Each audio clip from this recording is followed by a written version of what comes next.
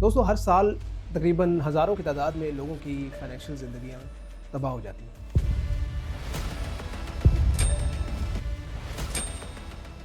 तकरीबन 99% लोग अपने गलत सोच, डिसीजंस और रिस्क्स की वजह से ऐसे फ़ैसले करते हैं जिनकी वजह से उनकी मुआशी ज़िंदगियों पर गहरे असरात पड़ते हैं। सिर्फ 1% ही लोग हैं दुनिया में जो अपने फाइनेंशियल गोल्स को अचीव कर पाते हैं। मॉर्गन हाउसल अपनी किताब द साइकोलॉजी ऑफ मनी में जो टाइमलेस लेसन्स देते हैं on behaviour, wealth, grid and happiness, आज हम इसी को डिस्कस करेंगे। मेरा नाम राशिद मलिक है। मैं पेशे के एतबार से ब्यूरोक्रेट हूँ, लेकिन by nature I am an educator. तो आज हम इसी बुक के ऊपर से हासिल डिस्कशन करेंगे ताकि आपको पता चले कि इस बुक में ऐसी कौन सी टिप्स हैं जो अगर आप अपनाएं तो आपकी फाइनेंशियल ज़िंदगी तब्दील हो सकती है। ऑथर कहते हैं जेपी मॉर्गन के ज़माने में 1929 में जब मार्केट क्रैश बहुत हैवी हुआ तो उसने बहुत से लोगों के इमोशंस पे बहुत गहरा असर डाला। एक इम्पॉर्टेंट पॉइंट में नो वन इज़ क्रेज़ी में ऑथर ये बताते हैं कि एक शख्स ने ठीक ठाक अपनी स्टॉक एक्सचेंज से की हुई अर्निंग और अपनी इन्वेस्टमेंट्स को फ़ौरन अपने सारे शेयर्स को सेल करके बचाने की कोशिश की, जबकि at the and he was left with nothing. तो उससे रिज़ल्ट ये मिला कि आपको अपने एक्सपीरियंसेस और इमोशंस की बेसिस के ऊपर डिसीजंस नहीं करने, बल्कि कभी कभार आपको फाइनेंशियल कैलकुलेशंस भी देखनी चाहिए, आपको स्प्रेडशीट्स और एक्सेल शीट को भी कंसल्ट करना चाहिए। उसके अलावा ऑथर कहते हैं कि इस किताब में एक बहुत इंपॉर्टेंट लेसन ऑथर बताते हैं कि saving money is very important. Author example देते हैं रोनाल्ड रीड की, जो एक बेसिकली जैनिटर थे और उनकी बहुत कम इनकम थी, लेकिन जब उनकी डेथ हुई तो ही left 8 million US dollars behind. It was a huge corpus, huge chunk. लेकिन क्या था, always he lived below his means and he preferred savings. और उसने ये साबित किया कि ये ज़रूरी नहीं है कि आपके पास बड़े इनकम के चंक्स हों ही तो अल्टीमेटली आप बहुत बड़ी सेविंग कर सकते हैं। आप सेविंग छोटी इनकम से भी कर सकते हैं, लेकिन पेशेंस के साथ और कंटिन्यूटी के साथ। इस काम में कंसिस्टेंसी ज़्यादा इंपॉर्टेंट है। इसी से लिंक्ड एक ऑथर डिस्कशन बिल गेट्स से रिलेटेड करते हैं कि लक का भी बहुत बड़ा रोल है in establishing this psychology of money. Bill Gates और एवंस कैंट जो है वो दोनों क्लास फेलो थे और उनके स्कूल में कंप्यूटर साइंस इकट्ठे पढ़ते थे। और केंट एवंस के बारे में बताया जाता है कि he was equally intelligent like Bill Gates. दोनों बहुत क्लोज फ्रेंड्स थे, लेकिन क्या हुआ कि एक ट्रैजिक एक्सीडेंट हुआ जिससे केंट एवंस की डेथ हो। आज केंट एवंस को कोई नहीं जानता, लेकिन बिल गेट्स दुनिया के बेहतरीन इंसानों में से।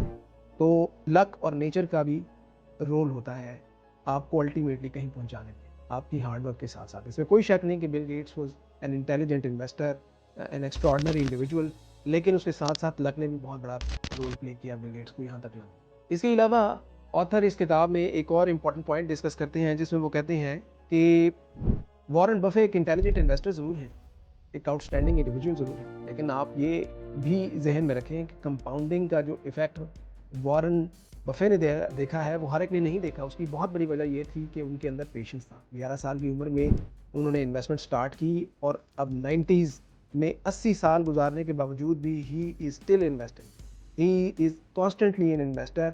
और उन्होंने जो कंपाउंडिंग का लंबे अरसे तक, लंबी मुद्दत तक जो उसका असर देखना होता है, वो वॉरेन बफे ने देखा।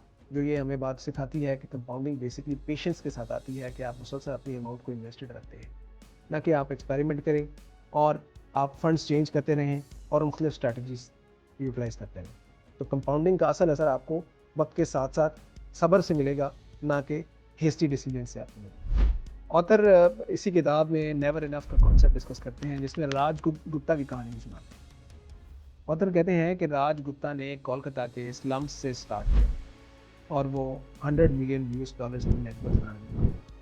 ही was one of the best examples of man who rose from nothing. Self made इंसान थे, लेकिन ये जो नेवर इनफ वाला कॉन्सेप्ट था, this landed him in trouble.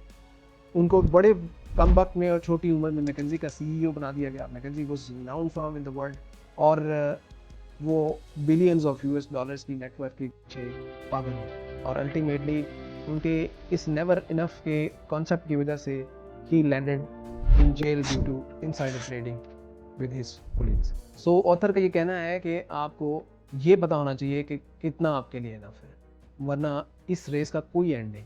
इसके अलावा ऑथर कंपैरिजंस की बात करते हैं कि जो सोशल कंपैरिजंस हैं उससे बचना चाहिए, क्योंकि जब आप सोशल कंपैरिजंस करेंगे तो आप कभी भी कंटेंट नहीं रह सकेंगे, सेटिस्फाई नहीं रह सकेंगे। जो पैसा आपके पास है, जो फाइनेंशियली आप अचीव कर चुके हैं, आपको वो भी हमेशा कम लगे, क्योंकि कोई ना कोई ऐसा दुनिया में ज़रूर होगा जो आपको बेहतर होगा। बेहतर रहने की गुंजाइश हमेशा रहती है। इंसान को अपने आप को लर्न करके इम्प्रूव करना ज़रूर चाहिए, लेकिन वक्त के साथ साथ इंसान को इस सोशल कंपैरिजन की डिजीज़ से बाहर आ जाए ताकि वो ज़िंदगी कंटेंट और सेटिस्फाइड गुजार सके। दोस्तों, हमने इस किताब के कुछ लेसन्स डिस्कस किए। ये किताब अपने आप में एक शाहकार है जो इस तरह के बहुत सारे लेसन से भरी है कि आपको ज़िंदगी में पैसा सिर्फ कमाना नहीं है, उसको बचाना भी है। आपको ज़िंदगी में अच्छे फ़ैसले करने हैं और अच्छे फ़ैसले आपके एक्सपीरियंसेस और सिर्फ इमोशंस के ऊपर बेस्ड नहीं होने चाहिए, बल्कि आपकी एनालिटिकल स्किल्स और कैलकुलेशंस के ऊपर भी बेस्ड होने चाहिए। आपको किसी एक पर्टिकुलर इंस्टेंस का ट्रॉमा लेकर अपने इमोशंस की बेसिस पे डिसीजंस नहीं लेने चाहिए। आपको calculated decisions. Happiness should come from within yourself rather than comparing. और इसके अलावा पता नहीं कितने अनगिनत लेसन्स हैं, और मैं तो ये रिकमेंड करूँगा कि जब भी किसी शख्स ने फाइनेंस को, इकोनॉमी को या अपनी पर्सनल फाइनेंस को अंडरस्टैंड करना है तो उसके लिए ये किताब ऐसी किताब है जो आपको अवेलेबल है। ये ना सिर्फ financial facts, figures, statistics, stock exchange और इन्वेस्टमेंट्स की बात करती है, बल्कि बिहेवियर के ऊपर और लाइफ टाइम लेसन्स के ऊपर डिस्कस करती है। दोस्तों, अगर आपको वीडियो में कोई वैल्यू मिली हो तो प्लीज़ इस वीडियो को लाइक एंड शेयर कीजिएगा, और CSS एंड बियॉन्ड मेरे चैनल को सब्सक्राइब कीजिएगा, और कमेंट सेक्शन में बताइएगा कि ये किताब पढ़ने के बाद आपको मॉर्गन हाउसल की कौन सी ऐसी टिप या लेसन ने आपकी लाइफ में चेंज पैदा किया। Thank you very much.